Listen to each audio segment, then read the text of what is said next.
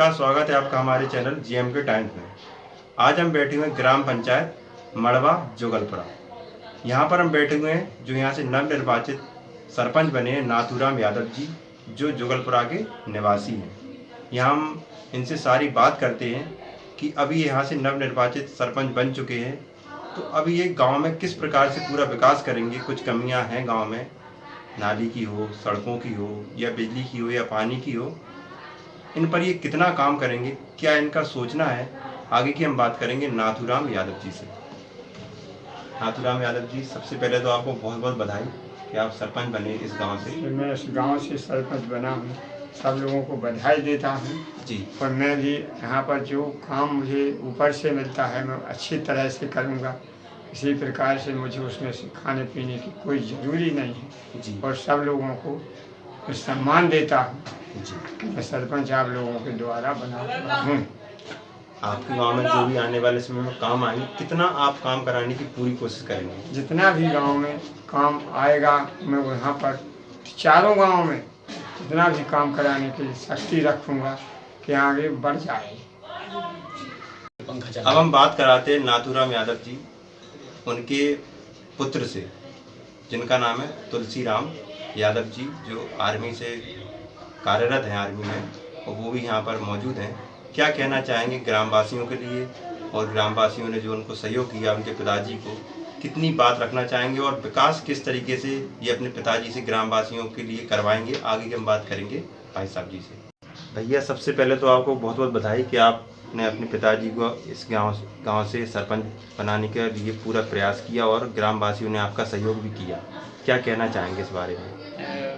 पहले तो सबसे पहले मैं आपका धन्यवाद करना चाहूँगा कि आप झांसी से चलकर यहाँ हमारे ग्राम जोगलपुरा में आए हैं, तो मैं आपका बहुत बहुत धन्यवाद करता हूँ। और आप इस इंटरव्यू को प्रोसेसिंग करेंगे लोगों के बीच में।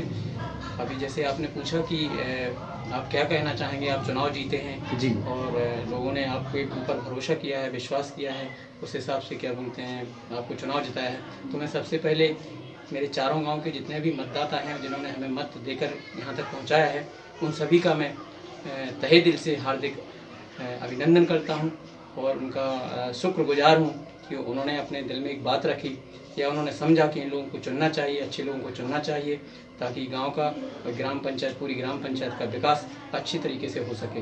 तो मैं एक बार फिर उन सभी मतदाताओं का धन्यवाद करता हूँ जिन्होंने हमें सरपंच या मेरे पिताजी को या माताजी को क्या बोलते हैं सरपंच पद के लिए चुना है। आप एक शिक्षित हैं, आप सरकारी जॉब में कार्यरत भी हैं, कितना क्या विकास करने की आप कोशिश करेंगे? वहाँ रहकर पिताजी को कितना क्या मार्गदर्शन देते हुए विकास करवाएंगे अपने ग्राम का?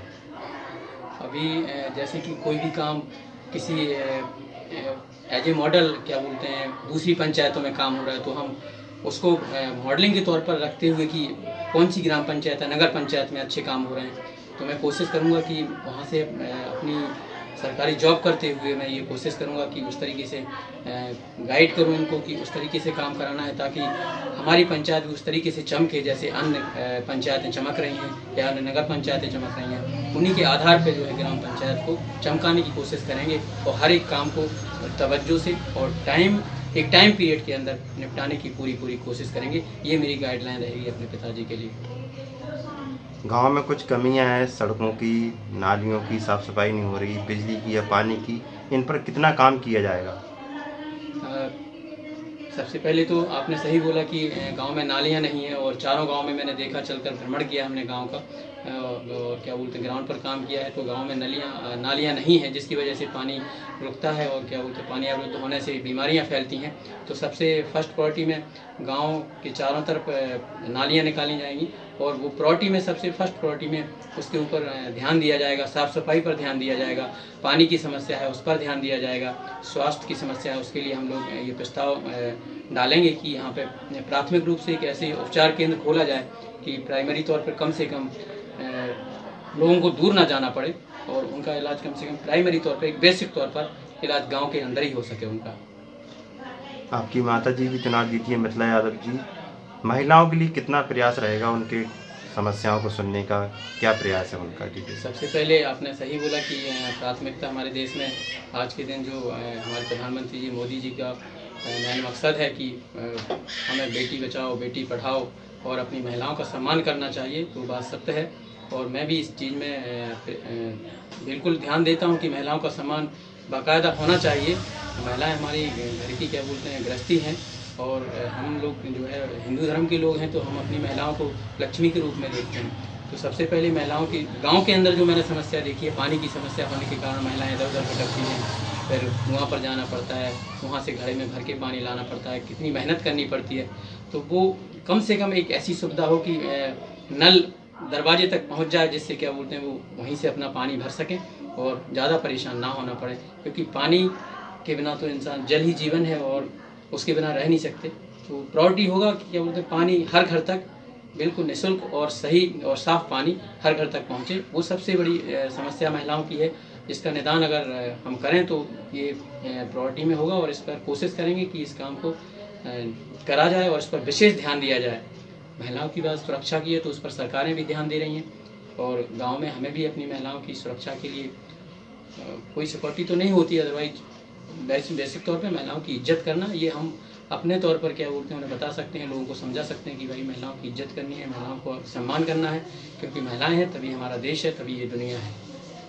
स्वास्थ्य सेवाओं को देखा जाए कितना आप प्रयास करेंगे कैंप लगाकर? कई बीमारियां होती हैं, कई ऐसे बीमारी हो जाती हैं, तो कैंप लगाकर कितना क्या प्रयास करेंगे ग्राम वासियों को सुविधा दिलाने का, या गर्भवती महिलाएं हैं उनके लिए स्वास्थ्य सेवाएं दिलाने का?